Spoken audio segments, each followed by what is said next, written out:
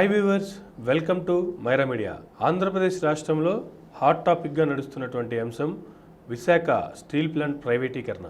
అసలు ప్రైవేటీకరణ చేయవలసినటువంటి అంశాలు విశాఖ స్టీల్ ప్లాంట్లో ఏమున్నాయి, ఎందుకు ప్రైవేటీకరణ దిశగా కేంద్రం అడుగులు వేయాలనుకుంటుంది, ఉద్యమాలు ఎన్ని వస్తున్నా ఉద్యమాల ద్వారా ప్రైవేటీకరణను ఆపే పరిస్థితులు ఉన్నాయా, అసలు ఉద్యమాలతో ఆంక్షలు కావచ్చు, ఆకాంక్షలు కావచ్చు, లేదా ప్రభుత్వం తీసుకునేటువంటి నిర్ణయాలు కావచ్చు, వ్యతిరేకించి వాటిని పోరాడి సాధించుకునే పరిస్థితులు ప్రస్తుతం ఈ రోజుల్లో ఉన్నాయా?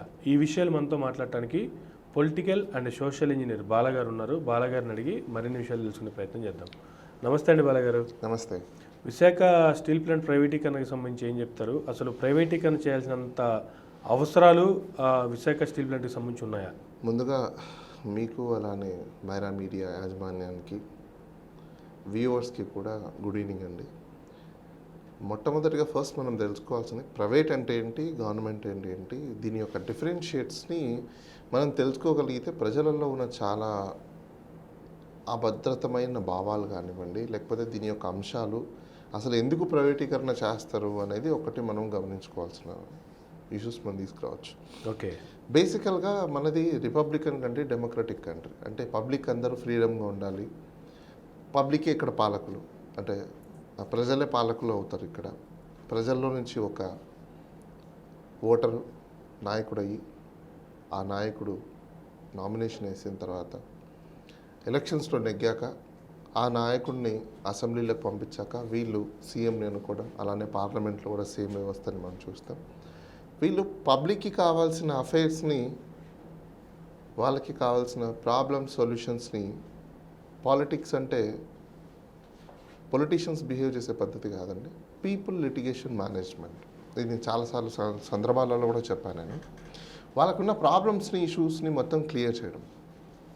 అయితే లాంగర్ రన్లో గవర్నమెంట్ వ్యవస్థ అనేది ఏర్పడిన తర్వాత, పబ్లిక్ అందరూ ఏకమైన తర్వాత, ఈ గవర్నమెంట్ వ్యవస్థ విస్తరించే క్రమంలో కొన్ని సందర్భాలలో ఎగ్జిక్యూషన్ చేసే టైంలో ప్రజల దగ్గరికి చేయాల్సిన పనులు ఏవైతే డిలే అవుతున్నాయో, ఈ ప్రక్రియలో పబ్లిక్లో నుంచి ఉన్న కొంతమంది జనాలు, వాళ్ళు కొంతమంది పెట్టుబడులు తీసుకొని వాళ్ళని ప్రైవేట్ అంటే గవర్నమెంట్కి కాకుండా గవర్నమెంట్కి అనుసంధానంగా చేసే వాళ్ళ రెగ్యులేషన్స్లో చేసే పనులు ఏవైతే ఉంటాయో నలుగురికి మంచిగా ఉండే విధంగా, అంటే ప్రైవేట్ అంటే ప్రాఫిట్ కాదు, కానీ చాలామంది అది ప్రాఫిట్ కిందకి ఈరోజు మనకు మారిపోయింది. లాస్ కూడా మనం అలా తయారు చేసేసుకున్నాం.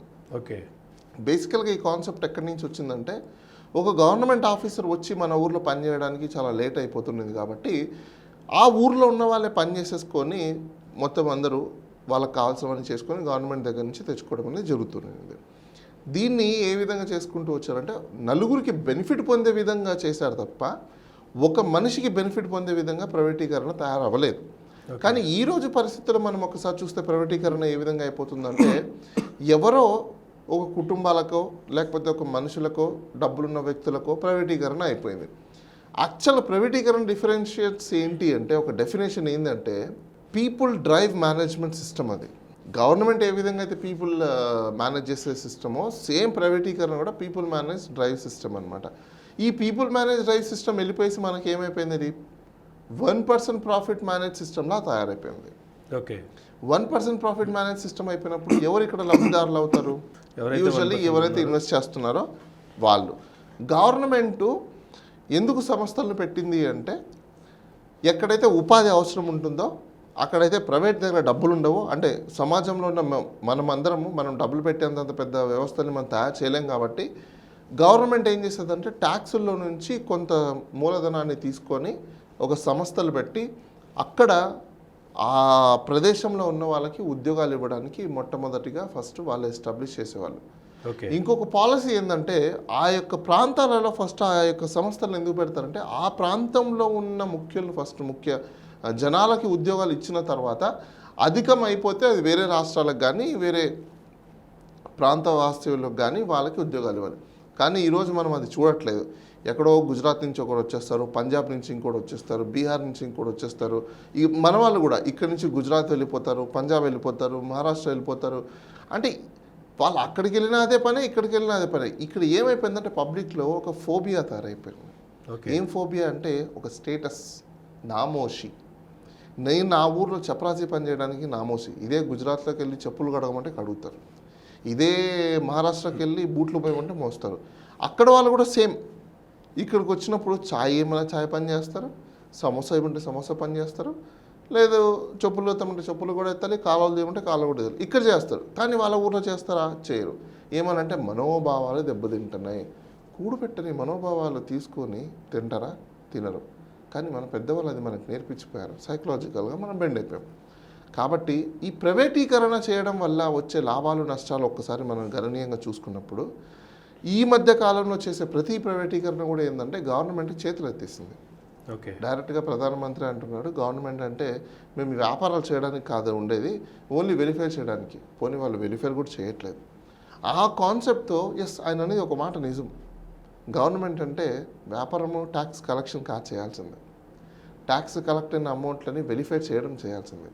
ఓకే, కానీ ఆయన అది చేయట్లేదన్న విషయం ఆయనకు అర్థమైపోయింది. అందుకే పాపం ఆయన గుర్తు చేశాడు ప్రజలకి, ప్రజలు తెలుసుకుంటారని చెప్పేసి. ఈ steel plant, Vizag steel plant విషయం తీసుకుంటే మనము సుదీర్ఘంగా అక్కడ ఈ యొక్క కంపెనీ రావాలని చెప్పేసి గతంలో కూడా ఎంతోమంది హెజిటేషన్ చేసి 34 మంది చనిపోయి దాని యొక్క పౌరుషంగా విశాఖ స్టీల్ని తీసుకొచ్చారు. ఓకే, ఆంధ్రుల హక్కు ఒక హక్కులా భావించి విశాఖ ఉక్కు ఆంధ్రుల హక్కు అని చెప్పేసి దాని యొక్క హక్కులా భావించి ఆ కంపెనీని తీసుకురావడం జరిగింది. అప్పుడు ప్రభుత్వం పెట్టుబడులు పెట్టిన 4,000 కోట్ల 5,000 కోట్ల రూపాయలు అది ఎప్పుడో గాలికి ఎగిరిపోయాయి. దాని తర్వాత ఎన్నోసార్లు డివిడెండ్స్ ఇచ్చాయి ఆ కంపెనీ. డివిడెండ్స్ ఇచ్చి ఎవరికి ఇచ్చాయి? సెంట్రల్ గవర్నమెంట్కి డబ్బులు ప్రాఫిట్లో తీసుకున్నారు. తీసుకున్న తర్వాత వాటికి ఈ రోజుటి వరకు కూడా గనులు కేటాయించలేదు. బేసికల్ ఫండమెంటల్ ప్రాబ్లం ఇక్కడ ఏంటంటే రా మెటీరియల్ ఇష్యూ అండి. ఈ రా మెటీరియల్ ఇష్యూ ఎందుకు వచ్చింది అంటే ఏ కంపెనీ అయినా తీసుకోండి రా మెటీరియల్ ఉన్నాయి, బట్ ట్రాన్స్పోర్టేషన్ లేదు. Road transportation, sea transportation, air transportation connective ఉన్న ఏకైక స్టీల్ ప్లాంట్ ఏది అంటే విశాఖ స్టీల్ ప్లాంట్. అలాంటి స్టీల్ ప్లాంట్కి ఈ రోజుటి వరకు కూడా సెంట్రల్ గవర్నమెంట్ మైనింగ్స్ని కేటాయించకుండా ఇంత పెద్ద ఉద్యమం లేస్తున్నా కూడా నిమ్మకు నీరెత్తకుండా చూస్తూ కామ్గా కూర్చున్నారు అంటే this is a purely mala fide ఇంటెన్షన్లీ చేస్తున్న ఒక పని అన్నమాట. ఓకే, సో దీంట్లో ఎవరెవరు భాగస్వామ్యులు ఉన్నారు అంటే మేబీ స్టేట్ గవర్నమెంట్ అయి ఉండొచ్చు. స్టేట్ గవర్నమెంట్ అంటే గవర్నమెంట్ కాదు, గవర్నమెంట్లో ఉన్న కొంతమంది బిజినెస్ మ్యాన్స్, సెంట్రల్ గవర్నమెంట్లో ఉన్న కొంతమంది బిజినెస్ మ్యాన్స్, గవర్నమెంట్లని నడిపించగల కెపాసిటీ ఉన్న కొంతమంది బిజినెస్ మ్యాన్స్, ఇట్లాంటి వాళ్ళందరూ ఏంటంటే ప్రాఫిట్ ఎర్న్ చేయడం గురించి వీళ్ళు ప్లాన్ వేసుకున్న ఒక. అయితే బీజేపీ వాళ్ళు అయితే అసలు ప్రైవేటీకరణ అంటే దాన్ని ప్రైవేటీకరణ చేయటం కాదు, దానికి ప్రైవేటీకరణ వాళ్ళకి ఒక కొత్త నిర్వచనం చెప్తూ కూడా ఎన్నో రకాలుగా టీవీ డిబేట్స్లో అదే నిర్వచనం అంటే మనము రీసెంట్గా చూసాం. ప్లానింగ్ కమిషన్ అయినా నీతి ఆయోగ్ అయినా రెండు చేయాల్సిన పని అదే. ఏ రాయితో కొట్టుకున్నా కూడా అవే 2 పళ్ళు రాలుతాయి. కానీ వీళ్ళు ఏంటంటే మేము పేరు మార్చి మేము ఇంకో రాయితో కొడుతున్నామని చూపించుకుంటున్నారు. నిర్వచనాలను ఎందుకు మార్చాలి? ఉన్నదాన్ని ఉంచనీయకుండా, దానికి కావాలంటే గనుల్ని కేటాయించకుండా, ఇలాంటివన్నీ చేయకుండా ఎందుకు పెట్టుబడులు ప్రైవేటీకరణ చేస్తున్నారు అంటే ఇక్కడ డెఫినేషన్లో, కంపెనీస్ యాక్ట్ డెఫినేషన్లో ఎవరిది మెజారిటీ షేర్ ఉంటుందో వాళ్ళే రూరల్ అవుతారు తప్ప basic fundamental rule representation of people act ప్రకారము ఎలక్షన్స్ కండక్ట్ చేసిన తర్వాత ఎలక్షన్స్ రూల్స్ ప్రకారము ఎవరికైతే ఎక్కువ ఓటు వస్తుందో వాళ్ళు గెలుస్తారు, కానీ ఓటు తక్కువ వచ్చిన వాళ్ళు గెలుస్తారా? ఓకే, ఆల్వేస్లీ గెలవరు. సో ఇక్కడ కూడా ఏంటి, ఇన్వెస్ట్మెంట్ ఎక్కువ ఎవరిదైతే ఉంటుందో వాళ్ళే రూలింగ్లో ఉంటారు, వాళ్ళే మేనేజ్మెంట్లో ఉంటారు. మేనేజ్మెంట్లో వీళ్ళు ఉన్నప్పుడు ఈ నవరత్న కంపెనీ ఏదైతే ఉందో మీకు గవర్నమెంట్ యొక్క షేర్ ప్యాటర్న్ తగ్గిపోయినప్పుడు, ప్రైవేట్ షేర్ ప్యాటర్న్ పెరిగినప్పుడు ఆల్వేస్లీ మేనేజ్మెంట్ నా మాట వినది. నేను మేనేజ్ అయినప్పుడు నా మాటే కదా వినాల్సింది. సో ఎంప్లాయ్మెంట్ కానివ్వండి, లేకపోతే ప్రొడక్షన్స్ కానివ్వండి, రేట్స్ కానివ్వండి, ప్రతి ఒక్కటి నాకు అనుగుణంగానే చేసుకుంటాను. గవర్నమెంట్ అడగడానికి ఉందా? లేదు. ఏమంటుంది గవర్నమెంట్? మేము ఆల్రెడీ షేర్ ప్యాటర్న్ ఉంది, ప్రాఫిట్ మాకు రావాలి కాబట్టి మేము లాస్ట్లో కంపెనీని నడపలేము, సో దట్ మేము ఖచ్చితంగా మాకు ఇలాంటి ఫీజిబిలిటీస్ కావాలి ఉంటుంది. అప్పుడు ఇదే గవర్నమెంట్ ఏం చేస్తుందో తెలుసా మీకు? డిజిన్వెస్ట్మెంట్ అని చెప్పేసి ఇప్పుడు ఇన్వెస్ట్మెంట్స్ అని ఏ విధంగా అయితే అడుగుతుందో, డిజిన్వెస్ట్మెంట్స్ అయితే ఏ విధంగా అయితే ఇప్పుడు అడుగుతుందో, డిజిన్వెస్ట్మెంట్స్ అని చెప్పి బడ్జెట్లో వీళ్ళకి మళ్ళీ కేటాయిస్తుంది. ఓకే, అంటే ప్రైవేట్ కంపెనీలకి లోన్ రూపంలో కాకుండా ఉత్తి పుణ్యానికే వెలిఫేర్ రూపంలో డబ్బుల్ని గవర్నమెంట్ ఇస్తుంది. అంటే ఏం చేస్తుంది? ఒక అనిల్ అంబానీకో, ఒక అదానికో, ఒక టాటాకో, ఒక బిర్లాకో, ఒక ఎక్స్కో, ఒక వైకో, ఒక జెడ్కో గవర్నమెంట్లో ఉన్న డబ్బులు లోన్లు పెట్టుకొని, కొలట్రాలు పెట్టుకొని పొలమని రైతులు ఏడుస్తుంటే వీళ్ళకి ఇవ్వకుండా వీళ్ళు ఏం చేస్తున్నారంటే ఉత్తి పుణ్యానికి తీసుకెళ్ళి వేరే వాడికి దారాదత్తం చేస్తుంది. ఇది ఎలా ఉందంటే డబ్బులన్నీ మనం సంపాదించి మన ఇంట్లో వాళ్ళకి ఇవ్వకుండా పక్కింట్లో వాళ్ళకి డబ్బులు ఇచ్చినట్టుంది. అయితే ఇప్పుడు అక్కడ చేస్తున్నటువంటి ఉద్యమాలు ఏవైతే ఉన్నాయో దీని ద్వారా ప్రైవేటీకరణ ఆపే పరిస్థితులు ఉన్నాయంటారా? అసలు ఇటువంటి స్వాతంత్రం వచ్చి 73 సంవత్సరాలు అయింది, 74 సంవత్సరాలు అయిందని చెప్పుకునేటువంటి ఈ పరిస్థితుల్లో కూడా ఇంకా ఉద్యమాల ద్వారా సాధించుకోవాల్సిన ఆవశ్యకత ఉందంటారా? ఎస్, నేను అదే అంటున్నానండి. నాకు ఇప్పటికి కూడా అర్థం కాని విషయం ఏంటంటే స్వతంత్రం వచ్చిన తర్వాత కూడా మనం ఉద్యమం చేస్తున్నామంటే సిగ్గుచేటు. ఫస్ట్ ఆఫ్ ఆల్ ఉద్యమం చేసే వాళ్ళకి సిగ్గుచేటు, ఉద్యమం చేయించుకునే వాళ్ళకి కూడా సిగ్గుచేటు. సిగ్గుండాలి మనకు, ప్రజలందరికీ. ఇంకా ఉద్యమాల గురించి మనము ఇక్కడ కాదు ఉద్యమం చేయాల్సిందే. నా పని చేయలేదు అన్నప్పుడు ప్రజాస్వామ్యంలో ఎక్కడికి వెళ్ళి చేయాలి, మెడపట్టుకొని అడగాలి. ఆ రైట్ ఎవరికి ఉంది? ప్రజలకు ఉంది. ఎక్కడికి పోవాలి? ఢిల్లీకి వెళ్ళి ఇదే ఉద్యమకారులందరూ అక్కడ వెళ్ళి కూర్చొని చేస్తావా, దిగుతావా, బయటికి వెళ్తావా అన్ని రేంజ్లో కూర్చుంటే అది ఉద్యమం. బ్రిటిష్ గవర్నమెంట్లో ఇక్కడ ఎందుకు ఉద్యమం చేసేవాళ్ళంటే ఈ బార్డర్కి రాకుండా కట్టడి చేసేవాళ్ళ. అది అప్పటి ఉద్యమం. ఇప్పుడు మనకు స్వాతంత్రం తెచ్చుకున్న తర్వాత ఉద్యమాలు ఏంటి చేయాల్సింది? అసలు ఉద్యమాలు అవసరమా? డైరెక్ట్ ఆఫీస్కి వెళ్ళండి, పిఎం ఆఫీస్కి వెళ్ళి అందరూ కూర్చోండి. నువ్వు చేస్తే కానీ మేము కదలం, అసలు మాకు ఈ ప్రపోజల్ ఇష్టం లేదు. మా లొకాలిటీలో ఉన్న steel plant who are you if you're not interested being as a PM, ఇప్పుడే రిజైన్ చేసి బయటకు వెళ్ళిపో. గత కొన్ని రోజులుగా కొన్ని రాష్ట్రాలకు సంబంధించినటువంటి రైతులు ఢిల్లీ చుట్టుపక్కల కూర్చొని ధర్నాలు చేస్తున్నారు. ఢిల్లీ చుట్టుపక్కల ధర్నాలు చేస్తున్నారు, అక్కడ కూర్చుంటున్నారు. కానీ పిఎం ఆఫీస్కి వెళ్ళి కూర్చొనేసి సింపుల్ లాజికల్గా నీకు ఇష్టం లేకపోతే దిగిపోని ఎందుకు అడగట్లేదు? ఎంతసేపు ఉన్న బిల్లులు రద్దు చేయి, బిల్లులు రద్దు చేయి, బిల్లులు రద్దు చేయి, బిల్లులు రద్దు చేయి అంటున్నారు. అంటే మీరు ఇక్కడ కూర్చొని చెప్పినంత ఈజీనా పిఎం ఆఫీస్కి వెళ్ళండి కూర్చోండి అంటే? ఎగ్జాక్ట్లీ, ఇప్పుడు అంత ఈజీనా అని అంటున్నారు కదా. అంటే భారతదేశానికి ఇంకా స్వతంత్రం రాలే. స్వతంత్రం వస్తే మీకు చిన్న ఎగ్జాంపుల్ చెప్తాను. మీ చిన్నాన్న, పెదనాన్న, ఇంకొక బంధువుల ఇంటికి మీరు స్వతంత్రంగా వెళ్ళిపోతారు కదా. మీకు వాళ్ళకి రిలేషన్షిప్ బాగుంటే, రిలేషన్షిప్ బాగాలేనప్పుడే కదా మీరు వెళ్ళాలంటే భయపడతారు, లేకపోతే అక్కడికి వెళ్ళాలంటే సంకోచిస్తారు, ఇవన్నీ చేస్తారు. అంటే ఇప్పుడు భారతదేశానికి నిజంగా స్వతంత్రం వచ్చినట్ట రానట్ట? స్వతంత్రం వచ్చింటే డైరెక్ట్గా ఏ సిటిజన్ అయినా పిఎం దగ్గరికి వెళ్ళే రైట్ ఉంది కదా. మరి ఎందుకు వెళ్ళలేకపోతున్నాడు? నవ్ అజ్యూమ్ ఎ మూమెంట్, మనకు ఇండిపెండెన్స్ వచ్చిందా? రాలేదా? వచ్చి ఉంటే డెఫినెట్గా ఎవరు ఆఫీస్కి వెళ్ళే రైట్ అయినా ఇండిపెండెన్స్ వచ్చింది కాబట్టి ప్రతి ఒక్కళ్ళు నేను వెళ్తాను అక్కడ కూర్చొని గొడవ చేస్తానంటే అయిపోతుందా? గొడవ ఎవరు చేయమని చెప్పారు? ఇప్పుడు మీరు ఎంఆర్ ఆఫీస్కి వెళ్తారు సార్, మీరు చెప్పిన చేసే ధర్నా ఇక్కడ చేయాల్సింది పోయి పిఎం. ధర్నా అంటే ఏంటి? ధర్నా అంటే ఏంటి? ధర్మబద్ధంగా నాకు రావాల్సిన హక్కులను అడగడం, అంతే కదా. I'm right are wrong? నా ప్రొటెస్ట్ని నేను ప్రజెంట్ చేసుకోవడం, ఇది ధర్మబద్ధంగా చేసేదే కదా. కాన్స్టిట్యూషన్ మనకి ఇచ్చిన రైట్ కదా ప్రొటెస్ట్ చేసుకోవడం అనేది. ధర్మబద్ధంగా నేను చేసేటప్పుడు పని అంటే మీరు ఒక ఎంఆర్ ఆఫీస్కి వెళ్ళారు సార్, సే ఎగ్జాంపుల్. ఎంఆర్ ఆఫీస్కి మీరు ధర్మబద్ధంగానే కదా వెళ్తారు. ధర్మబద్ధంగా వెళ్ళే కదా మీరు రిక్వెస్ట్ ఇస్తారు, పని చేయించుకుంటారు. చెయ్యకపోతే అడుగుతారు, వేలెత్తి చూపిస్తారు, కావాలనుకుంటే వాయిస్ కూడా రేస్ చేస్తారు. ఈ పని ఏ ఎమ్మెల్యేకో, ఎంపీకో, మినిస్టర్కో, పిఎంకో, సీఎంకో ఎందుకు చెయ్యరు? రోడ్ల మీద ఎందుకు ఉండాలి? రోడ్ల మీద ఎందుకు తిరగాలి? ఆఫీస్లో ఉన్నప్పుడు వాళ్ళ ఆఫీస్కి ఎందుకు వెళ్ళరు? 24/7 వీళ్ళు మనకు పని మనుషులు. వాళ్ళకు మనం తిండి పెడుతున్నాం, గుడ్డ ఇస్తున్నాం, నీళ్ళు ఇస్తున్నాం, సెక్యూరిటీ ఇస్తున్నాం, బంగ్లా ఇస్తున్నాం, ఇవన్నీ మన డబ్బులతో మనం ఇస్తున్నాం. వాళ్ళు మన విశాఖ అంటే లోకల్ ఏరియా, వాళ్ళ స్టీల్ ప్లాంట్ ముందు, వాళ్ళ ఆఫీస్ ముందు వాళ్ళు వెళ్ళి కూర్చొని ధర్నా చేయగలరు. ఓకే, వాళ్ళని ఢిల్లీ వెళ్ళమంటే వెళ్ళే పరిస్థితి సామాన్యుల దగ్గర ఉంటుంది అంటారు. అంటే ఇప్పుడు మీరు చెప్తున్నట్టు కొంతమంది వైట్ కాలర్స్ వాళ్ళైతే వెళ్ళొచ్చేమో, బట్ ప్రతి ఒక్కరు ఢిల్లీ వెళ్ళాలంటే వెళ్ళే పరిస్థితులు ఉన్నాయి. అలాంటప్పుడు ఇండియా కలిసి ఉండే ఉపయోగం ఏంటి? ఇండియా కలిసి ఉండాలని ఎందుకు కోరుకున్నాం? ఎవరితో కలిసి ఉండాలి? ఆంధ్రప్రదేశ్, తెలంగాణ, కర్ణాటక, మహారాష్ట్ర, లేకపోతే ఉత్తరప్రదేశ్, మధ్యప్రదేశ్, జమ్మూ కాశ్మీర్, ఇంకోటి ఎందుకు ఇండియాలోకి, భారత్లోకి విలీనమయ్యాయి? బ్రిటిష్ ఇండియా వెళ్ళిపోయిన తర్వాత, మనకు ఇండిపెండెన్స్ వచ్చిన తర్వాత అన్ని రాష్ట్రాలు ఎందుకు విలీనమయ్యి ఒక దేశంగా ఉన్నాం? అంటే నా యొక్క లోకల్లో ఉన్న పనులు కూడా చేయాలనే కదా. మరి చేయనప్పుడు కలిసి ఉండాలనే కాన్సెప్ట్ ఎక్కడ పోయినట్టు? అది డివైడ్ అయిపోయినట్టే కదా. మరి డివైడ్ అయిపోయినప్పుడు మరి ఏ పరిణామాలు వస్తాయి మనకు? ఇప్పుడు ఫైనల్గా దానికి కన్క్లూజన్ ఏమంటారు? కన్క్లూజన్ ఏం లేదండి. ఉద్యమంతో పాటు నేను ఇంకోటి ఏంటంటే, ఈ దేశ రాష్ట్ర గవర్నమెంట్కి ప్రజలకు బుద్ధి చెప్పాలి. అది ఎలాంటి బుద్ధి అంటే చెప్పాలంటారా? ఎస్, ఖచ్చితంగా ప్రజలు చెప్పాలి గవర్నమెంట్లకి.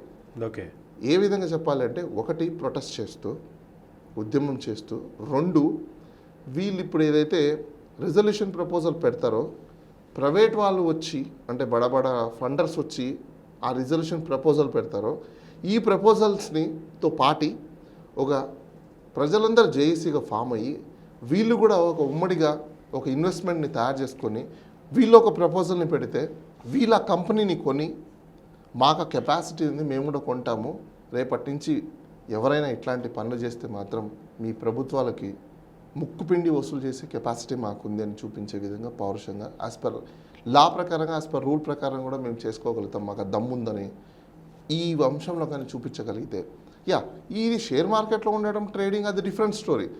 డైరెక్ట్ ఇన్వెస్ట్మెంట్ చేసినప్పుడు వచ్చే రైట్ వేరే. ఓకే, ఎందుకు అంటే డైరెక్ట్ ఇన్వెస్ట్మెంట్ చేసినప్పుడు నేను డైరెక్ట్గా అడిగే క్వశ్చన్ నాకు రైట్ ఉంటుంది. కొత్త పాలసీని తీసుకురండి, కొత్త సిస్టమ్ని తయారు చేయండి. సెబీలో ఎక్కడో ఇన్వెస్ట్ చేస్తారు, ఎవరో ట్రేడ్ చేస్తారు, అదొక పెద్ద మాఫియా. సెబీ పెద్ద మాఫియా. ఎందుకు మాఫియా అని నేను అంటానో మీకు చెప్తాను చూడండి. కరోనా పీరియడ్లో బిజినెస్లన్నీ బంద్, ఫ్యాక్టరీలన్నీ బంద్, ఏం జరగట్లేదు, ఎవరు ఏం చేయట్లేదు. అలాంటి టైంలో సెబీ ట్రేడింగ్ జరిగింది, ప్రాఫిట్లు వచ్చాయి, కంపెనీలకు కూడా ప్రాఫిట్లు వచ్చాయి. ఎలా వచ్చాయి దేవుడికే తెలియాలి. ఇంకా ట్రేడింగ్ లేని సందర్భంలో మామూలుగా అయితే మార్కెట్లో ట్రేడ్ ఉంటేనే ట్రేడ్ మార్కెట్ నడుస్తుంది. అలాంటిది సమాజంలో ఏ ముడి సరుకు కొనట్లేదు, అమ్మట్లేదు, చేయట్లేదు. అలాంటి సందర్భంలో ట్రేడ్ నడిచింది, ప్రాఫిట్లు వచ్చాయి. ఇది స్కామ్ కదా, పెద్ద బోగస్ స్కామ్ అదైతే నిజం చెప్పాలంటే. ఇట్లాంటి అవి ఇండైరెక్ట్, ఎవరు అడగడానికి లేదు. ఏమన్నా అంటే సెబీ అప్రూవల్ అంటారు, సెబీకి వెళ్ళి కంప్లైంట్ చేసుకోమంటారు. రూల్ ప్రకారంగా మీరు గ్రెవెన్స్లో ఇచ్చుకోండి, గ్రెవెన్స్ రిటర్సల్స్ ఉన్నాయి, వాటిలో చేయండి అని అంటారు. అవుతాయన్నా అవన్నీ అవుతున్నాయా? అవ్వట్లేదు. కోర్టుకు వెళ్ళానంట, అవ్వట్లేదు. అలాంటి సందర్భాల్లో మనం ఏం చేయాలి? డైరెక్ట్ ఇన్వెస్ట్మెంట్ పెట్టినప్పుడు డైరెక్ట్ రైట్ ఉంటుంది కాబట్టి ఆ సంస్థలో పబ్లిక్ అందరూ ఏకమవుతారు, ఒక గ్రూప్గా ఫామ్ అయ్యండి. మనం ఎఫ్పిఓలో చూసాం, ఫార్మర్ ప్రొడ్యూస్డ్ ఆర్గనైజేషన్స్ అని చెప్పేసి. ఇదే విధంగా ఇప్పుడు వీళ్ళు ఏదైతే డిస్ఇన్వెస్ట్మెంట్స్ అని ప్రైవేటీకరణ చేయాలనుకుంటున్నారో పబ్లిక్ ప్రొడ్యూస్డ్ ఆర్గనైజేషన్ ఇన్వెస్ట్మెంట్స్ అని చెప్పేసి తీసుకొని వస్తే, లేదంటే డైరెక్ట్ డొమెస్టిక్ డైరెక్ట్ ఇన్వెస్ట్మెంట్స్ అని తీసుకొని వస్తే దాంట్లో పబ్లిక్ డబ్బులు పెట్టి, ప్రజలు డబ్బులు పెట్టి, డైరెక్ట్ డబ్బులు ఆ బిడ్డింగ్లో ఈ యొక్క జేఏసీనో లేకపోతే ఒక ఆర్గనైజేషనో పాల్గొని 28 కోట్ల 30 కోట్లక 30,000 కోట్లక ఏదైతే బిడ్ చేస్తారో వీళ్ళే కొంటారు. అప్పుడు సెంట్రల్ గవర్నమెంట్ యొక్క పవర్ పోతుందిగా. ప్రైవేటీకరణ ఒక అనిల్కో, ఒక అంబానీకో, ఒక అదానికో, ఒక ముఖేష్కో, ఒక వీళ్ళకో, ఎక్స్కో, వైకో, జెడ్కో ఇచ్చేదానికంటే వీళ్ళు బిడ్ చేస్తారుగా ఎక్కువ. అప్పుడు 2 లక్షల కోట్ల రూపాయల దరిదాపులు ఉన్న అసెట్ వాల్యూ ఉన్న కంపెనీ ప్రజల ఆంధ్ర, తెలంగాణ లేకపోతే తెలుగు రాష్ట్రాల్లో ఉన్న ప్రజల చేతిలోకి వచ్చేస్తుందిగా. అంటే ఉద్యమంతో పాటు మనమే హక్కుదారులం అయిపోయాంగా. ఈ విధంగా మేధావులు ఎందుకు ప్రపోజ్ చేయరు? ఎందుకు ఒక గ్రూప్ని ఫామ్ చేయరు? ఉద్యమం ఆ రూపంలో చేయాలి, ఉద్యమం ఈ రూపంలో కూడా చేయాలి. ఇది ఇంటలెక్చువల్ ఉద్యమం, ఇది ప్రజల ఉద్యమం. ఇంటలెక్చువల్ ఉద్యమం ఎలా ఉండాలి? మనం డబ్బుల్ని పెట్టి మేము కూడా కొంటామనే కెపాసిటీని చూపించాలి. ఇది కావాలంటున్నాం కదా, మనం కట్టే ట్యాక్సెస్తో ఒకటి ప్రభుత్వాన్ని అడుక్కుంటున్నాం, కానీ పెట్టట్లేదు. 70 సంవత్సరాల నుంచి చూస్తున్నాం. ఈరోజు మనం వృధాగా స్పెండ్ చేసే అమౌంట్ ఏదైతే మన దగ్గర ఉంటుందో, ఒక 2 నెలలకో 3 నెలలకో 15 నుంచి 25,000 రూపాయలు మనం ఏదైతే వేస్ట్ చేస్తామో, అలా వేస్ట్ అయిపోయింది అనుకునేసి మనము ఈ ఒక జేఏసీనో లేకపోతే ఒక కమిషనో, ఒక గ్రూపో, ఒక ఆర్గనైజేషనో ఫామ్ చేసుకొని ఒక 30,000 కోట్లు పొదుపు చేసుకుని దాంట్లో మొత్తము ఈ ఆర్గనైజేషన్ ఆ కంపెనీని టేక్ ఓవర్ చేస్తే ఈ డబ్బులు మొత్తం ప్రాఫిట్స్, డివిడెండ్స్ ఎవరికి వస్తాయి? వీళ్ళకి వస్తాయి. ఓనర్షిప్ ఎవరవుతారు? వీళ్ళవుతారు.